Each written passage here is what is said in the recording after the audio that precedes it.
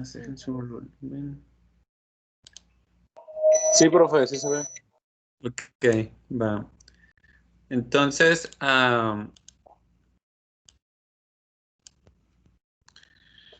¿y ven el mouse también? ¿El puntero? Sí, profe. Ok. Bueno, entonces hablamos del ciclo del nitrógeno, ¿no? El nitrógeno tiene una fijación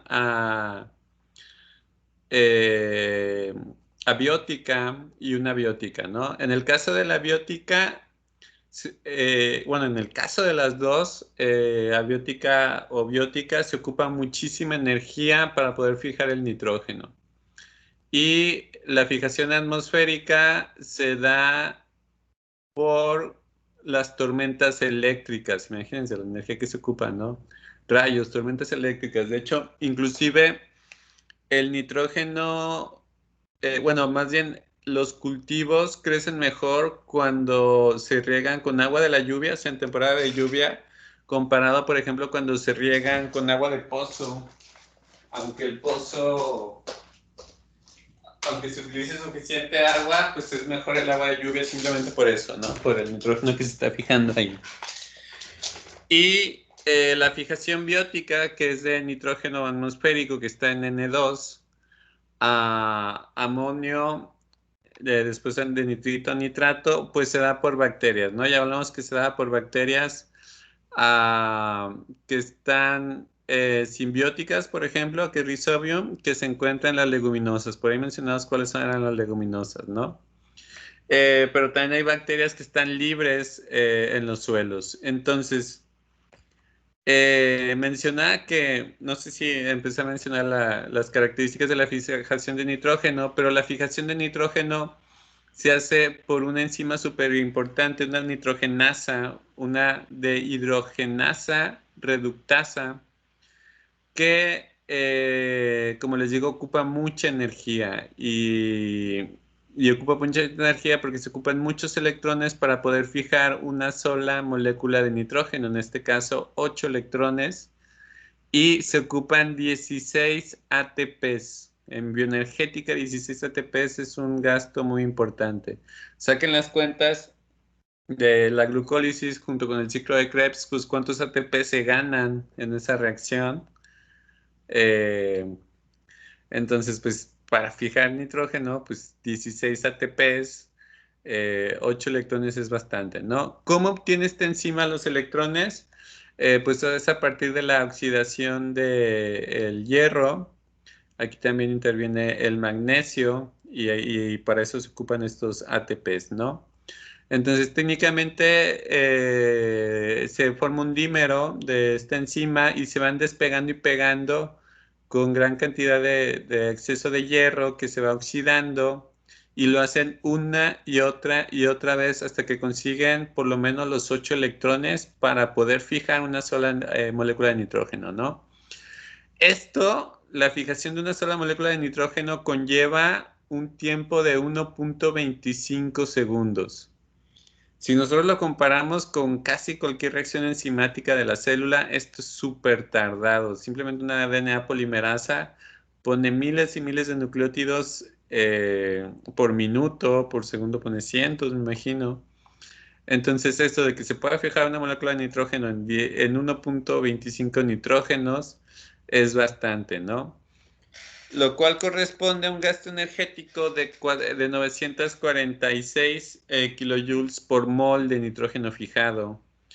Y en las células bacterianas que son fijadoras de nitrógeno, el peso seco de estas de la desnitrogenasa es de un 10 a un 40%, ¿no?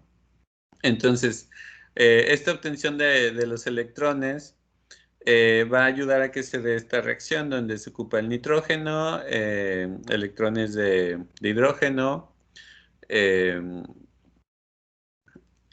magnesio anclado a ATP y pues nos va a generar lo que vendría siendo amoníaco, que es 2NH3 y más hidrógeno, más pues el restante de los ATPs, ¿no? Que es el ADP más a 16 grupos fosfatos, ¿no? Entonces, es un gasto importante de energía. Y por esto, esta energía se tiene que aprovechar al máximo. El amoníaco de manera biótica pasa directamente a amonio y en el caso de las bacterias fijadoras de nitrógeno, pues tienen la ventaja de que ya pueden acceder a ese nitrógeno, ¿no? El nitrógeno ah, se va mineralizando a partir del glutamato. Ah, sí, a partir del glutamato. Y hay dos opciones, que se pueda fijar a las plantas o que se vaya o a los microorganismos o que se vaya a mineralizar, ¿no? En el caso de la amonificación, pues que pasa de, como les decía, de amoníaco, técnicamente solo se agrega un electrón a amonio y pues ya va a ser composición de las plantas, de las bacterias, ¿no?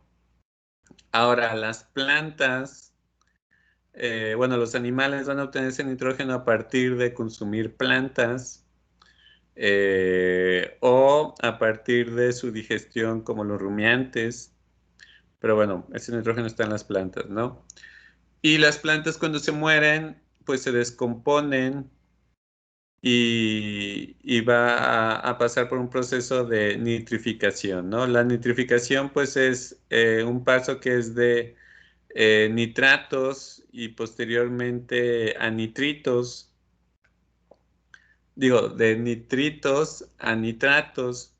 Y hay bacterias desnitrificantes que lo que pueden hacer es estos nitratos volverlo a convertir en amoníaco, que se va a convertir en amonio otra vez y puede ser captado otra vez por las plantas o por los microorganismos, ¿no? Y pues va a haber bacterias nitrificantes también que, bueno, como les digo, este se genera en amoníaco, pero hay bacterias nitrificantes que inclusive lo pueden convertir en nitrógeno atmosférico, ¿no? N2. En este caso, eh, aquí hay varias opciones o posibilidades. Por ejemplo, el amoníaco se genera gas, pues está en estado gaseoso, generalmente está en estado gaseoso. Y en estado gaseoso, pues se va a ir a la atmósfera. También se puede generar óxido nítrico de manera anaeróbica. Y pues el problema de esto es que pues ese nitrógeno al combinarse con agua puede generar ácidos, ¿no? Que pasa algo similar con el ciclo del carbón un tanto y sobre todo con el ciclo del azufre. De aquí de la nitrificación hay que recordar algo importante que principalmente está hecho por bacterias quimiautótrofas, no quimiolitrótrofas. Y estas bacterias pues ocupan un poco de energía para poder hacer esta fijación y técnicamente les ayuda también a fijar carbono, ¿no? Ocupan carbono aquí. Y pues técnicamente esta es una reacción relativamente sencilla, no ocupa mucha energía. Más bien, más que fijación de carbono y liberación de carbono, de dióxido de carbono. Pero bueno, la concentración de amonio o de amoníaco en los suelos es relativamente baja porque luego las bacterias lo van a nitrificar y luego va a haber bacterias que lo van a desnitrificar, ¿no? Entonces realmente no hay mucha acumulación. Pero pues también nosotros hemos modificado mucho nuestros ciclos biogeoquímicos. Como les decía, hablábamos de la explosión que hubo en Beirut, que era nitrato de amonio, ¿no? Nitrato de amonio que se utiliza para fertilizar, ¿no? ¿Y por qué se va a ocupar fertilizar si yo les digo que hay ese reflujo, ¿no? Pues porque nosotros en los cultivos estamos cortando esta línea del nitrógeno. Entonces, sobre todo en los cultivos de alto rendimiento, pues realmente el ciclo normal es de que la planta muera y pues ese nitrógeno se deposite directamente a los descomponedores que están en los suelos y pues esos descomponedores pues ya siguen el reflujo, ¿no? Pero nosotros estamos quitando ese nitrógeno, entonces los suelos, no hay descomposición en los suelos, se pierde la materia orgánica, de hecho, y lo que sigue es que simplemente eh, se tiene que agregar nitrógeno extra como fertilizantes para poder tener cultivos de alto rendimiento, ¿no? Entonces, ese nitrógeno que nosotros quitamos de los cultivos, ¿a dónde creen que se va?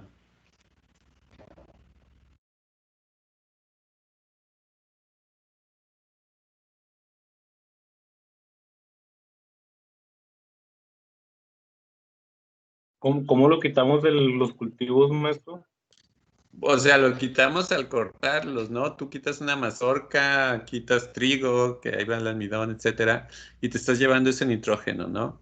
Pero bueno, ¿a dónde se desecharía ese nitrógeno? Si normalmente en estado natural la planta muere y los descomponedores lo descomponen aquí, pero bueno, si yo a la hora de cosechar me llevo ese nitrógeno, ¿a dónde se va a ir ese nitrógeno?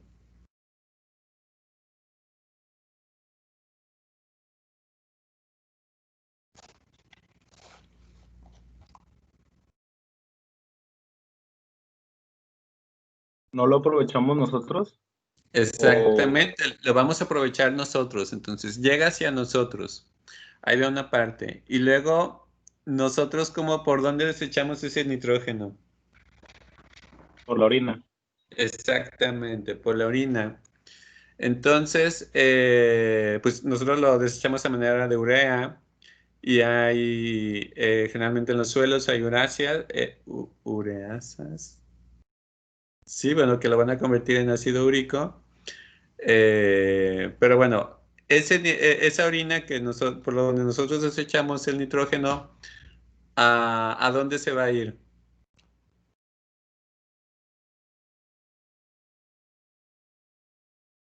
Pues al suelo, ¿no? Se aprovecharía otra vez en el suelo después de todas a las aguas negras. Ok, bueno, en algunos casos se va al suelo si lo hacemos directamente ahí, pero bueno, si se va, como tú dijiste, algo muy importante a las aguas negras, por más que pase por una planta de tratamiento de aguas residuales, ese nitrógeno va a llegar a un río o a los mares, ¿no? Y normalmente en el agua no hay tanto nitrógeno como veíamos aquí de las reservas de nitrógeno en los océanos, en las aguas es relativamente poco, comparado por ejemplo con la atmósfera o con la corteza terrestre o con la materia orgánica, ¿no? Entonces van a empezar a desarrollarse muchos organismos y recuérdenlo muy bien porque va a pasar un proceso que ya mencioné en los ambientes acuáticos y que vamos a ver directamente que se llama eutrofización. Y esto es un súper problema porque eso daña mucho los ecosistemas acuáticos, ¿no? ¿Qué más quiero resaltar aquí del ciclo del nitrógeno? Bueno, el animal muere, se descompone, el nitrógeno regresa a esta parte. Bueno, ¿qué biomoléculas tienen nitrógeno?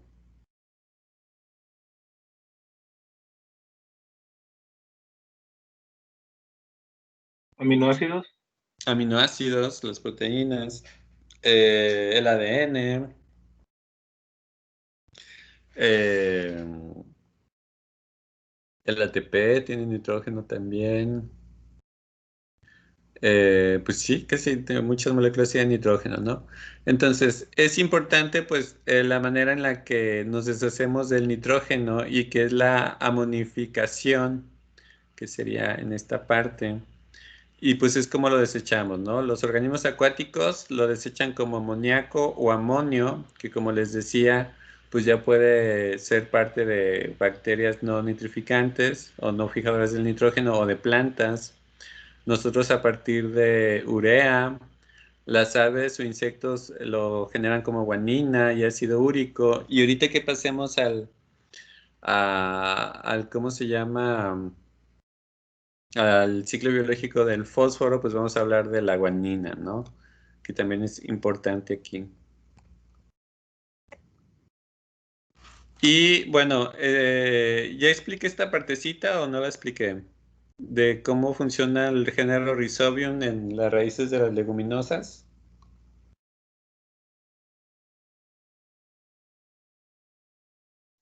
Sí, ¿no? Que platicamos de la hemoglobina y de Rhizobium y cómo llega, cómo se acopla, cómo genera unos nódulos. Creo que sí, sí lo explicamos.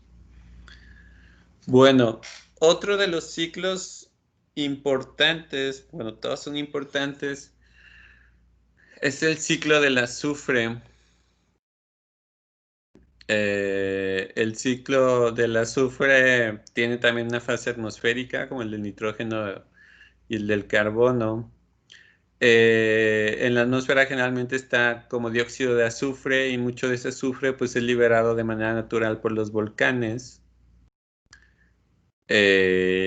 Y para que la planta, bueno, que los organismos vivos lo puedan utilizar, pues va a pasar a sulfato, ¿no? Entonces, inclusive, pues nosotros lo podemos obtener a partir de sulfatos carbonatados, de sedimentos, etcétera, ¿no? Y aquí en el ciclo está interesante porque incluye lo que es la lluvia ácida también. Entonces, por ejemplo, la lluvia ácida, que generalmente es ácido sulfídrico diluido en agua, se genera muchas veces cuando el dióxido de azufre pues se combina con la humedad, ¿no? Eh, este dióxido de azufre, cuando hay humedad, pues acidifica un poquito el agua. El agua generalmente es un poquito ácida de manera natural. Y cuando cae en las rocas, pues técnicamente se convierten en sulfatos carbonatados que son solubles en el agua y de esta manera pues pueden llegar a los organismos vivos, por ejemplo a las plantas, a los animales que comen esas plantas, a los microorganismos que descomponen esos animales. Y los organismos cuando descomponen, pues van a generar otra vez ácido sulfídrico. Y este ácido sulfídrico puede pasar por tres vías. Uno que entre en un estado gaseoso y se vaya a la atmósfera, genera otra vez lluvia ácida o se convierta en dióxido de azufre, o que se oxide a azufre elemental, que genera ese color amarillo, eh, por sulfobacterias. Entonces, aquí hay que recordar nuestra columna que hicimos. A lo mejor ya vamos a empezar a ver algunas coloraciones rojizas o inclusive amarillas o blancuzcas, que va a ser acumulación de azufre por oxidación. Y bueno, también se pueden generar algunos sulfuros metálicos. eh, bueno, pero esto es un poquito más de minería, que lo vamos a ver en lo de lixiviación, ¿no? Entonces, también hay organismos que pueden generar ácido sulfídrico directamente de sulfatos a ácido sulfídrico, ¿no? Eh, el azufre generalmente pues nosotros lo podemos recordar por el olor a huevo podrido, ¿no? Cuando se quema tiene como ese olor a huevo podrido. A mí, por ejemplo, me gusta cómo huele la pólvora quemada. Luego dicen que huele feo el azufre, pero a mí me gusta ese olor a pólvora quemada, ¿no? Eh, ¿En qué biomoléculas encontramos el azufre?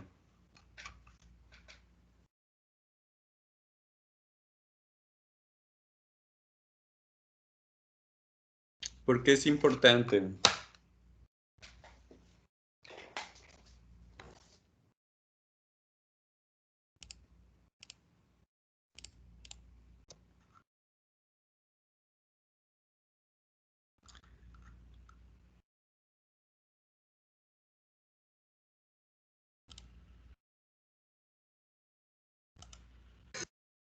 El azufre, la importancia por los puentes de disulfuro que se hacen en las biomoléculas.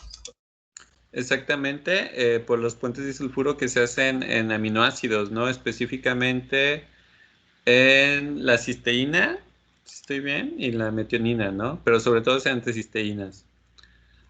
Oigan, por aquí veo un mensaje, ¿cómo que están sacando a su compañera Londra?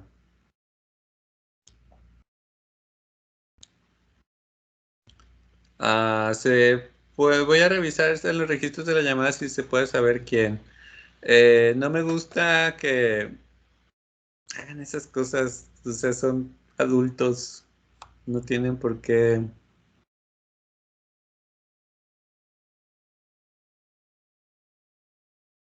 Espero que sea el error del sistema o yo la verdad puedo, por ejemplo, hacer que nada más yo controle la pantalla, pero no me parecen.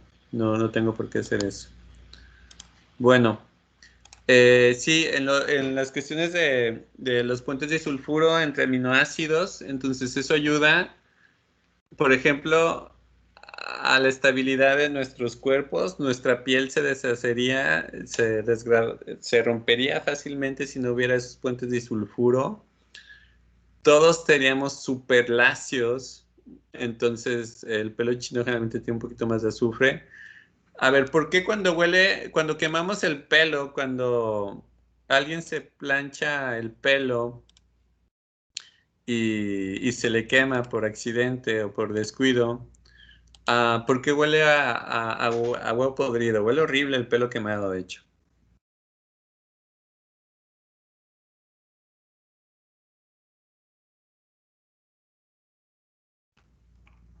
Por el azufre, Sí, y específicamente qué moléculas que hay en el pelo tienen mucho azufre o esos puentes pues disulfuro. es la desnaturalización de las proteínas. Sí, en parte porque se naturaliza por el calor de la proteína, obviamente, pero bueno, la queratina. Si alguna vez trabajan con geles de proteínas, hay que usar guantes porque la queratina está desde nuestro pelo, nuestra piel y pues se ve ahí en el gel, ¿no? Esa proteína. Y tiene muchos puentes,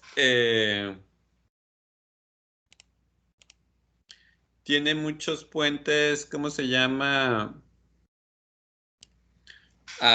Disulfuro, entonces cuando lo quemamos tiene ese olor a huevo podrido, ¿no? Volviendo aquí a la presentación, ¿qué más tiene olor a huevo podrido? Pues algunas bacterias anaeróbicas, por ejemplo los de vibrios, van a generar ese olor a huevo podrido por el ácido sulfídrico también. Eh, entonces, por eso las cañerías luego tienen ese olor a huevo podrido también, ¿no? Azufre. ¿Qué más mueve el azufre? Pues la fotosíntesis anoxigénica, ya habíamos hablado de ella al principio, es la primera fotosíntesis que existió, a diferencia ¿cómo se llama? De la fotosíntesis oxigénica, donde se ocupa agua. La fotosíntesis anoxigénica utiliza ácido sulfídrico y pues eso pues va a liberar hidrógeno y azufre elemental, ¿no? No se ve la presentación. Me lleva a ver.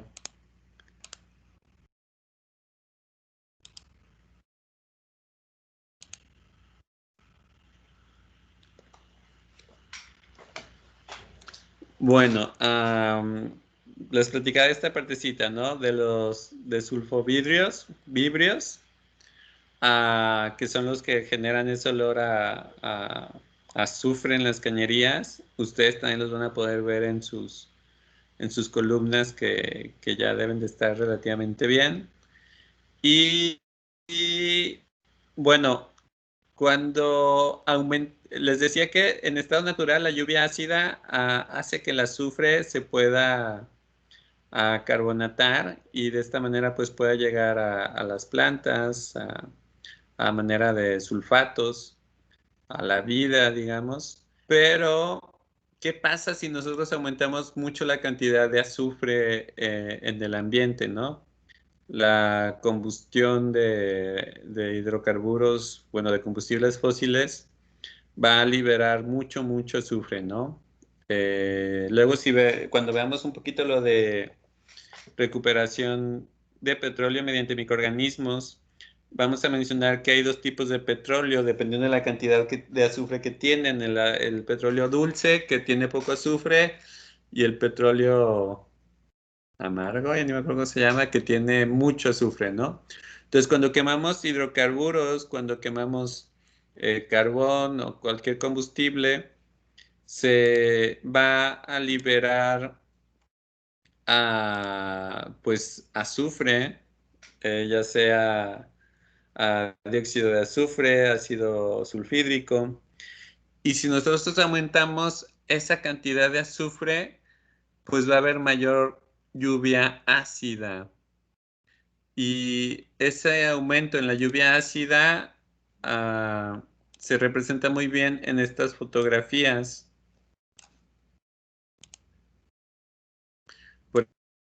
Por ejemplo, las gárgolas de Notre Dame, si se fijan, está como derretida. Y esta Notre Dame, pues últimamente todo el mundo sabe un poquito más de Notre Dame porque se quemó.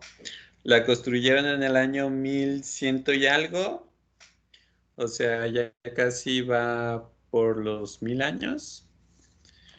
Y hasta que la era industrial comenzó, se ha empezado a carcomer de esta manera. Por ejemplo, esta estatua de aquí, vamos a leer porque tampoco no me acuerdo bien.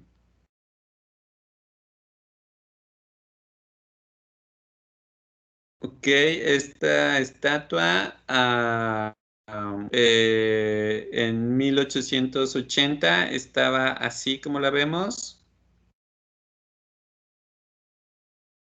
y en 1990 quedó así por la lluvia ácida, ¿no? De estar llueve, llueve, le cae la lluvia ácida y lo va carcomiendo, ¿no? Entonces la lluvia ácida carcome las rocas, carcome el mármol, carcome la cantera, es parte del ciclo biogeoquímico, pero si nosotros liberamos más dióxido de azufre al ambiente, vamos a tener más lluvia ácida con este efecto, ¿no? Bueno, ¿dudas hasta aquí? ¿Algún comentario que quieran agregar?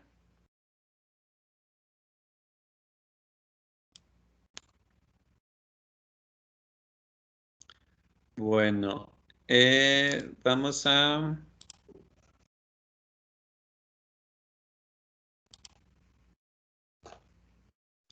continuar.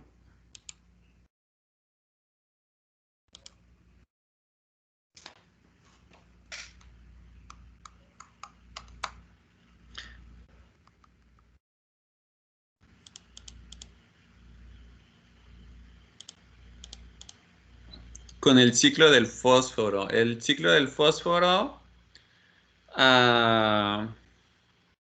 no tiene una fase atmosférica como tal. Sí la tiene, pero está de manera de polvo y vamos a hablar mucho de eso, ¿no? Pero bueno, las reservas de fósforo, pues hay fósforo mineral. Por ejemplo, cuando hablamos de las sucesiones, de la sucesión primaria, pues el fósforo que se encuentra en los fosfatos que se encuentran en las piedras van a ser aprovechados por los primeros organismos que llegan. ¿Se acuerdan de los líquenes? Entonces, todos estos organismos pues van a aprovechar un poquito ese fósforo de la roca, ¿no? Van a ayudar a destruirla y es parte de la formación de los suelos, ¿no? Ah, ese fósforo también a partir de la lluvia ácida se va a generar de una manera soluble y se va a ir pues a los suelos. Las plantas pueden aprovechar ese fósforo soluble. Nosotros cuando nos comemos las plantas pues lo aprovechamos, pero también pasa lo mismo con el nitrógeno. Tarde o temprano va a llegar a los ríos, al agua, donde van a generar ese proceso de eutrofización, ¿no? Entonces, los residuos de las plantas o de los animales muertos, pues van a generar el fósforo orgánico que se va a depositar en el humus técnicamente. aunque después de mucho tiempo, pues va a mineralizarse, ¿no? Y lixiviarse inclusive, ¿no? El fósforo también puede caer a partir de polvo. Y aquí quiero que veamos un video al respecto. Pero bueno, voy a explicar un poquito esta parte, esta otra imagen, ¿no? Donde se deposita también mucho fósforo es donde hay muchos sedimentos, sedimentos de vida. Entonces en el mar, pues todos los peces que mueren, o bueno, todos los peces que tienen fósforo, que hay una gran cantidad de biomasa ahí, para que ese fósforo regrese a la tierra hay dos formas, la larga y la corta. La corta es pues a partir de las aves son muy importantes aquí. Entonces las aves marinas pues técnicamente pescan y generalmente se juntan mucho en los atolones o en pequeños islotes y aquí van a hacer lo que hacen las aves, ¿no? Todo el mundo nos ha cagado un pájaro alguna vez. Entonces, en estas islas o en algunas partes de costas donde llegan mucho los pájaros, por durante muchísimos años se han formado acumulaciones de guano. Ok, qué suerte, Esteban, te va a pasar. No te preocupes, eres joven.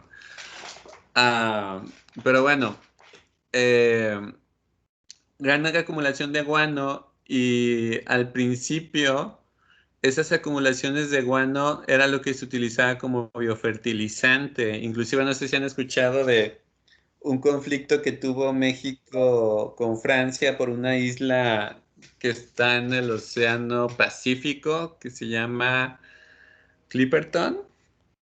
Esta era una gran era una gran reserva de guano, ¿no? Hubo un chorro de peleas bien raras ahí. Pero bueno, este guano se aprovechaba para regresarlo a los cultivos, o las mismas aves lo regresan a los cultivos como fertilizante, ¿no? Y la manera lenta es que todos esos animales marinos que mueren, pues se van a precipitar y van a generar sedimentos que van a ser ricos en fósforo. Entonces, todo lo que se le llama el desierto de Chihuahua, que va, por ejemplo, a ver, vamos a ponerlo en Google Maps.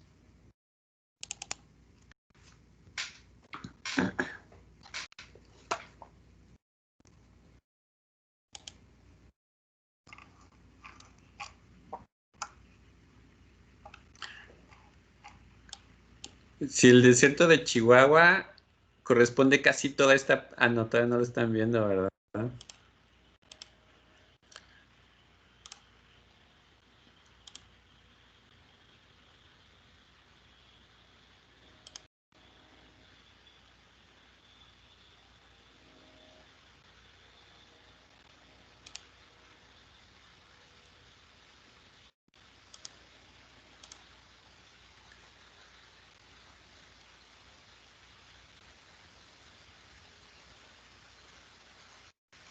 Bueno, vamos a poner el escritorio.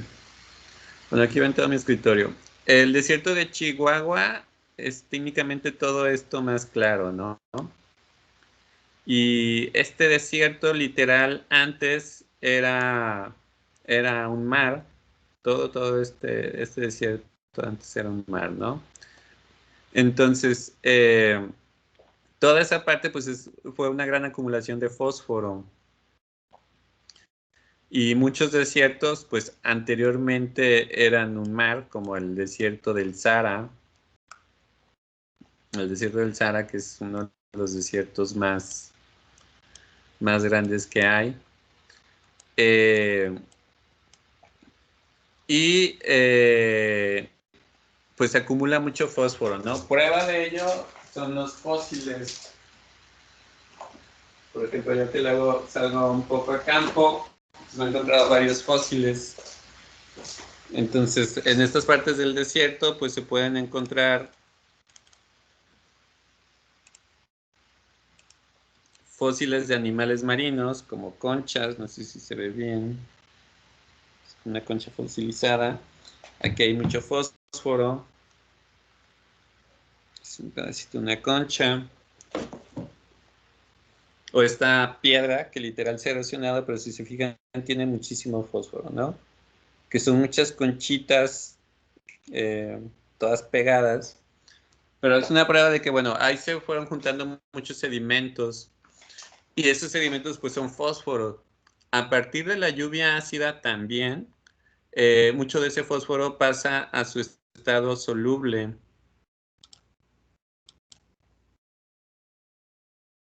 Déjenme regresar a la presentación. A ese estado soluble y puede ser transportado por meteorización, erosión, otra vez a los cultivos, a los bosques, etcétera, ¿no? Es parte del ciclo del fósforo. Pero bueno, también tiene su parte atmosférica a manera de polvo y esto tiene mucha importancia. Vamos a ver un video que bueno, creo que todos sí recuerdan que hace unos meses y año tras año llega la noticia de que va a llegar una tormenta de arena o va a llegar arena del desierto del Sahara, ¿no? ¿Alguien recuerda de esa noticia?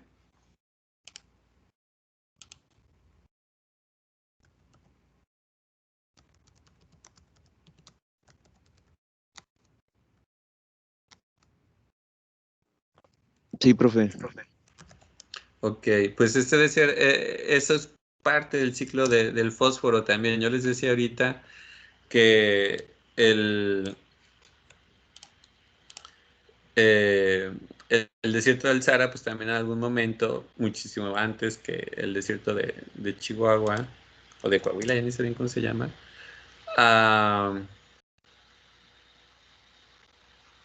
pues era igual un mar y ahí se fueron acumulando muchos organismos, se fue acumulando mucho fósforo y no encuentro el video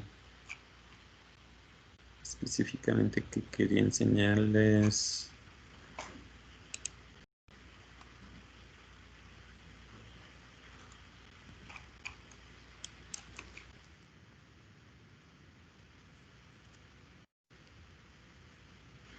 Aquí está.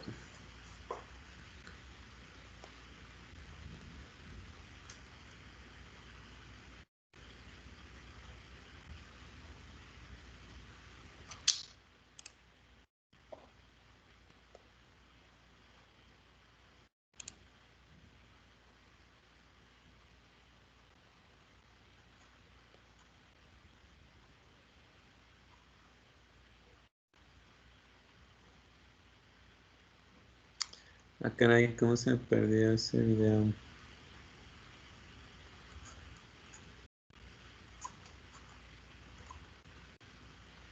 O más bien es que han subido muchos videos que yo no he visto. Bueno. Que conecta el desierto más.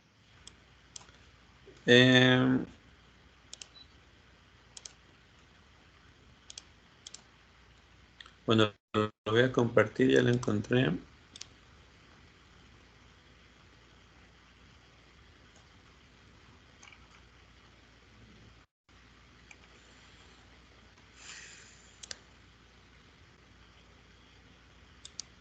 Aquí ya ven el video, ¿verdad?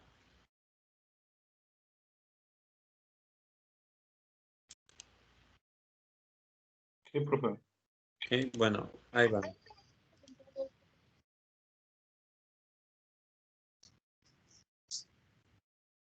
No se escucha, profe. ¿Mande? No se ¿No se escucha, bueno, escucha? al menos yo no. ¿Alguien sí lo escucha? A ver. No se escucha, profe. No, profe. A ver, vamos a ver. Qué raro, debería escucharse un poco.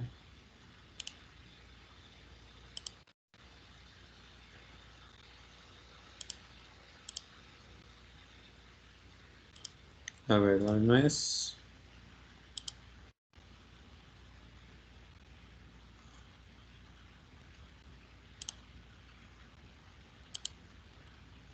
Me dicen si sí se escucha, ¿va? El desierto más grande y más caliente de la Tierra, con el más grande bosque tropical lluvioso. En este video lo vamos a descubrir. ¿Se escuchó, no? Sí, profe, ya se escucha. Sí, maestro. Bien, lo voy a dejar. A la gente de internet, yo soy Sofía y esto es The Biologist Apprentice.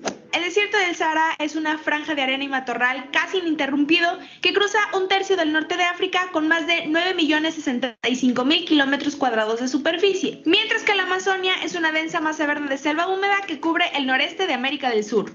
Pero después de los fuertes vientos que azotan al Sahara, una nube dorada se eleva en el aire, se extiende entre los continentes y este polvo une al desierto y la selva. Por primera vez, un satélite de la NASA ha cuantificado en 3 dimensiones la cantidad de polvo que hace este viaje transatlántico. Los científicos no solo han medido el volumen de polvo, también han calculado la cantidad de fósforo que queda en las arenas del Sahara y cómo se transporta desde uno de los lugares más desolados del planeta hasta uno de los más fértiles. Un artículo reciente publicado en febrero de este año en el Geophysical Research Letters proporciona la primera estimación satelital de este transporte de fósforo en varios años. Este viaje de polvo transcontinental es muy importante debido a lo que contiene este polvo. Específicamente, el polvo recogido en la depresión de Baudelaire en Chad, un lugar donde hace 1000 años se secó un lago y ahora se forman lagos efímeros, y donde los minerales de roca compuestos por microorganismos muertos están cargados de fósforo.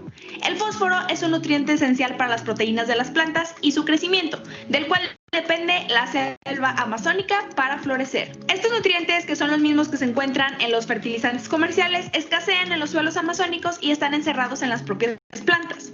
Las hojas caídas en descomposición y la materia orgánica proporcionan la mayoría de los nutrientes que son absorbidos rápidamente por las plantas y los árboles después de ingresar al suelo. Pero algunos nutrientes, incluido el propio fósforo, son arrasados por la lluvia en los arroyos y ríos que se drenan en las cuencas del Amazonas. El fósforo llega a los suelos amazónicos del polvo del Sahara y es un estimado de 22.000 toneladas por año, y es aproximadamente la misma cantidad que se pierde con la lluvia y las inundaciones. Este hallazgo es parte de un mayor esfuerzo de investigación para comprender el papel del polvo y los aerosoles en el medio ambiente y en el clima tanto local como global. Sin embargo, la mayoría de este polvo permanece suspendido en el aire, mientras que 43 millones de toneladas viajan al Mar Caribe. Este estudio fue posible gracias a la recopilación de datos del satélite Calypso de la NASA. Básicamente, y en resumen a todo este video, todo el ecosistema de la Amazonia depende del polvo del Sahara para reponer sus reservas de nutrientes perdidos. Y este estudio una vez más demuestra que el mundo es muy pequeño y todos y absolutamente todo está relacionado entre sí. Así que eso es todo por este video, espero que les haya gustado y hayan aprendido algo nuevo. No se olviden de seguirme en mis redes sociales, me encuentran como Sofía Biologista, y antes de terminar este video quiero mandarle un saludo a los fans destacados y a los comentadores valiosos de la página de Facebook. Bueno, ya, chale.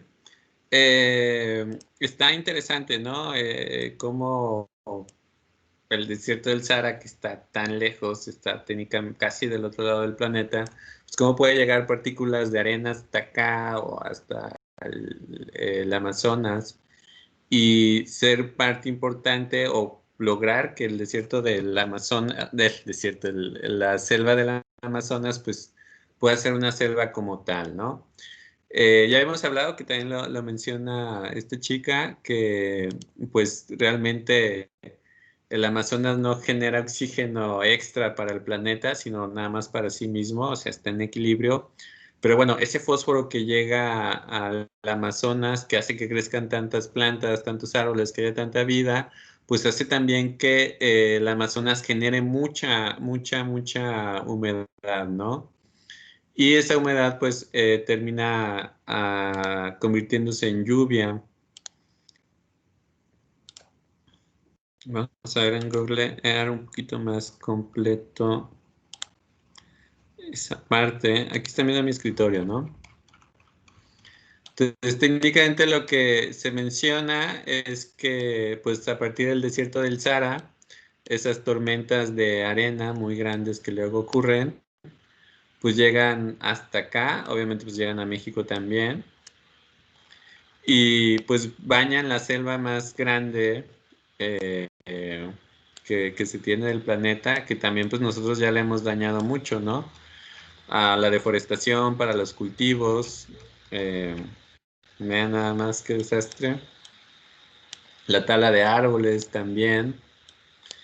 Qué feo Qué feo, ¿no? Por eso no me gustan estas cosas. Bueno, entonces, todo ese fósforo que llega hace que puedan crecer muchas plantas aquí y eso ayuda a que aquí se generen muchas nubes y que se genere mucha lluvia, ¿no? Y mucha de esa lluvia se va a llegar a lo que son los Alpes, esta zona montañosa, toda esta zona montañosa. Y de hecho, si nosotros nos fijamos, pues no hay ríos de Andes, son los Andes. De estos Andes, hacia este lado hay muchos ríos, pero al otro lado no hay ríos. O sea, el agua corre más hacia este lado que hacia el otro lado, ¿no? ¿Por qué? Porque esas nubes que se generan aquí, pegan con estas montañas y estas montañas, pues tarde o temprano se forma mucho hielo, se forman los ríos y esos ríos, pues se van juntando y generan lo que es el río el río Amazonas, un río enorme, ya lo habíamos visto, ¿no? Ya lo habíamos más o menos medido. Simplemente vean aquí el grosor del río es